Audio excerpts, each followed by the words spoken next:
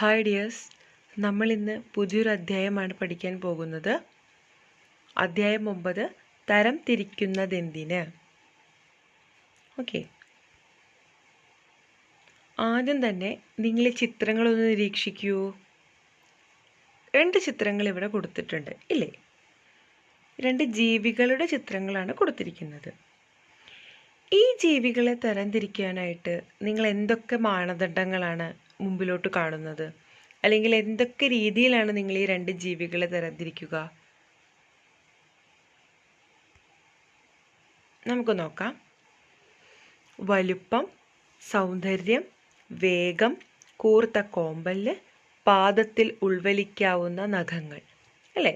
ഈ ജീവികളെ തരംതിരിക്കുവാനായിട്ട് ഉപയോഗിക്കാവുന്ന മാനദണ്ഡങ്ങൾ ഇതെല്ലാമാണ്. അപ്പോൾ കൂടുതൽ സൂക്ഷ്മമായ മാനദണ്ഡങ്ങൾ സ്വീകരിച്ചാൽ നമുക്ക് തരംതിരിക്കൽ എന്ന പ്രക്രിയ വേഗം എളുപ്പമായി ചെയ്യാൻ കഴിയും, അല്ലെങ്കിൽ കൃത്യതയാർന്നതാവും. ഇത്തരത്തിൽ യോജിച്ച മാനദണ്ഡങ്ങൾ കണ്ടെത്തി അല്ലെങ്കിൽ യൂസ്ഫുൾ ആയിട്ടുള്ള ഇൻഡിക്കേറ്റേഴ്സ് ഉപയോഗിച്ചിട്ട് യോജിച്ച മാനദണ്ഡങ്ങൾ ഉപയോഗിച്ച് ജീവികളെ വിവിധ വിഭാഗങ്ങളാക്കിയാൽ അവയെക്കുറിച്ചുള്ള പഠനം എളുപ്പമാക്കാം. അതായത് നമ്മളിപ്പോൾ ഈ 2 ജീവികളെ കണ്ട പോലെ കുറേ ജീവികളെ ഉണ്ടാവുമല്ലോ. അത്തരത്തിലുള്ള ജീവികളെ വിവിധ വിഭാഗങ്ങളാക്കിയാൽ ഏതെങ്കിലും അല്ലെങ്കിൽ വിവിധ വിഭാഗങ്ങളാക്കിയാൽ അവയെക്കുറിച്ചുള്ള പഠനം എളുപ്പമാക്കാം. അവയെ നമുക്ക് വേഗത്തിൽ പഠിക്കുവാനായിട്ട് സാധിക്കുമെന്നാണ് പറയുന്നത്.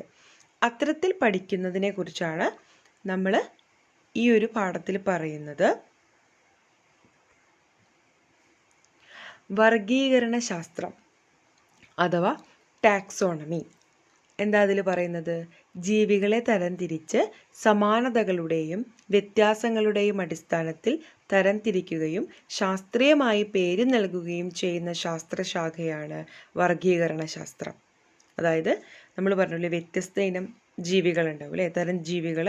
അത്തരം ജീവികളെ എന്താണ്, അവയുടെ സിമിലാരിറ്റീസും അതേപോലെ തന്നെ അതായത് സമാനതകളും വ്യത്യാസങ്ങളുടെയും അടിസ്ഥാനത്തിൽ നമ്മൾ എന്താണ് അവയെ തരംതിരിക്കുകയും അതുപോലെ അവയ്ക്ക് പേര് നൽകുകയും ചെയ്യുന്ന ശാസ്ത്രശാഖയാണ് വർഗീകരണ ശാസ്ത്രം.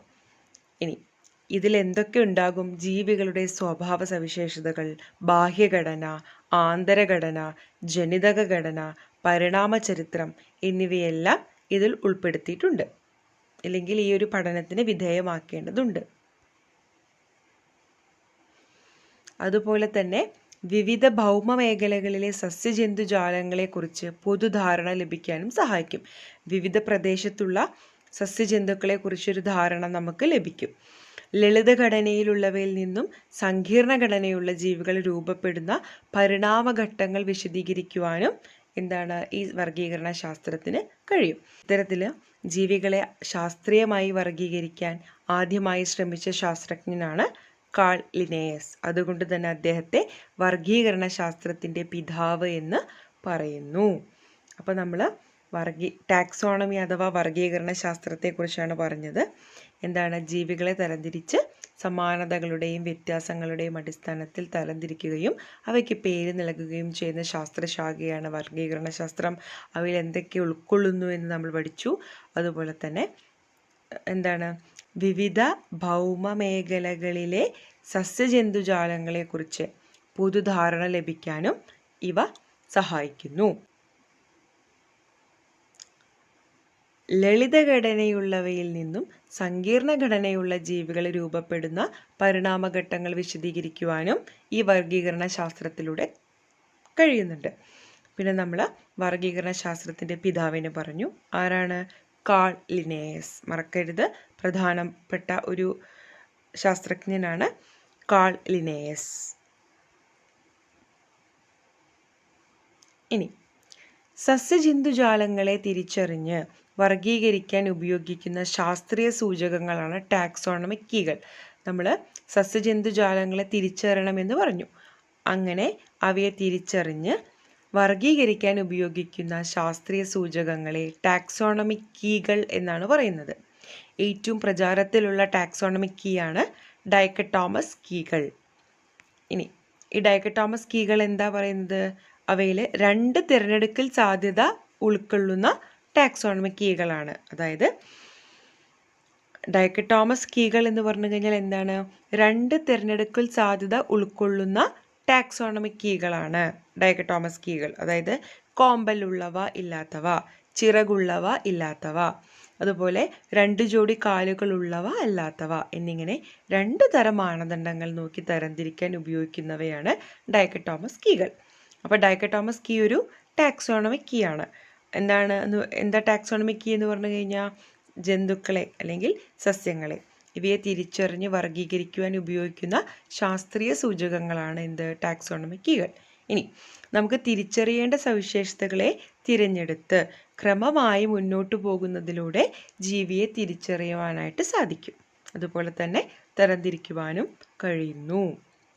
അപ്പോൾ ഇവിടെ നമ്മൾ ടാക്സോണമിക് കീകളെ കുറിച്ചും ഡൈക്കട്ടോമസ് കീകളെ കുറിച്ചാണ് കണ്ടത്. ഇനി ചില ശ്രദ്ധേയമായ സംഭാവനകൾ നൽകിയ ശാസ്ത്രജ്ഞന്മാരെ കുറിച്ചാണ് പറയുന്നത്. വർഗീകരണ ശാസ്ത്രത്തിൽ സംഭാവനകൾ നൽകിയ ശാസ്ത്രജ്ഞർ ആരൊക്കെയാന്ന് നോക്കാം.